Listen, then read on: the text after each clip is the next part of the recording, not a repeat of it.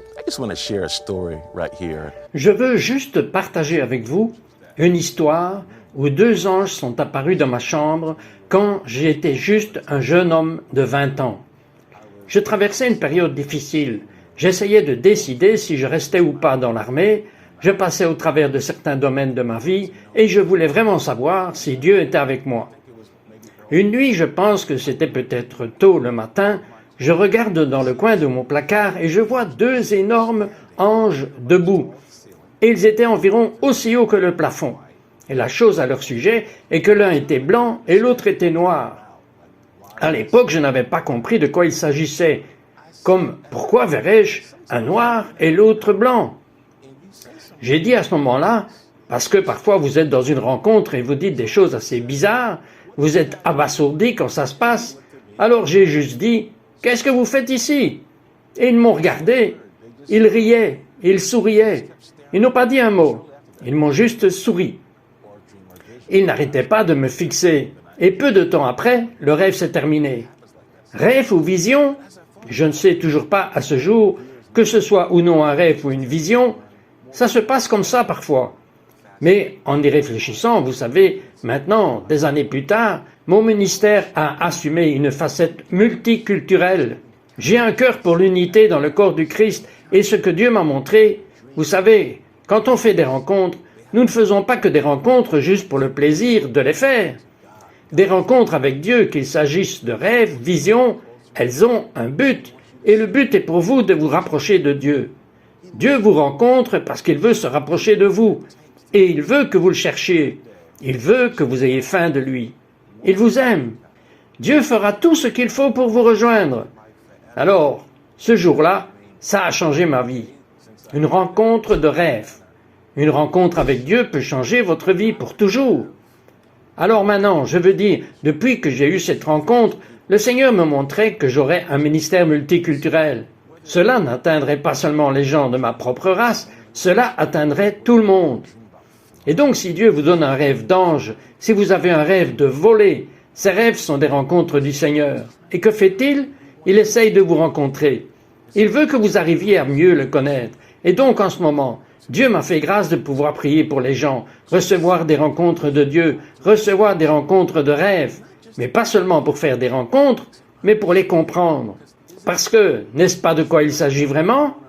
Nous voulons comprendre les messages que Dieu nous donne dans la nuit.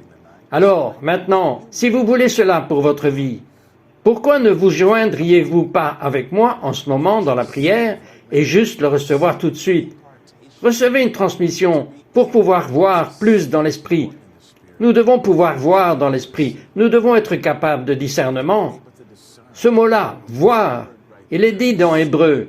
Sans sainteté, vous ne verrez pas le Seigneur.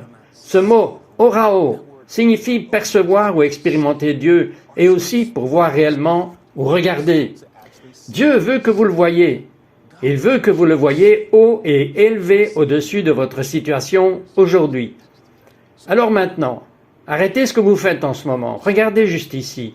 Levez vos mains maintenant. C'est une posture de réception. Recevoir juste une transmission pour pouvoir comprendre ce que le Seigneur vous montre dans la nuit. Vous savez, il y a un verset, avant même que je prie pour vous, il y a un verset dans Job 33, versets 14 à 16, et il dit ceci. Car Dieu peut parler d'une manière ou d'une autre. Dans un rêve, dans une vision de la nuit, quand un profond sommeil s'abat sur nous, Dieu commence à parler. Mais il dit que nous ne le reconnaissons pas. Plusieurs fois Dieu nous parle, mais nous ne le reconnaissons pas. Nous ne le comprenons pas. Alors, on les étiquette comme des rêves de pizza. Nous dirons, j'ai fait un rêve bizarre la nuit dernière.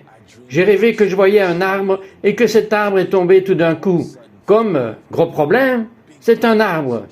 Savez-vous que les arbres représentent réellement les gens? J'ai déjà fait des rêves à propos de l'arbre de quelqu'un qui est coupé. Et c'était un rêve sérieux. On le voit même dans l'Écriture, où Daniel, il a interprété un rêve de Nabuchodonosor, où ils ont abattu l'arbre. Il se référait à lui, son royaume, et que Dieu allait pour traiter avec lui.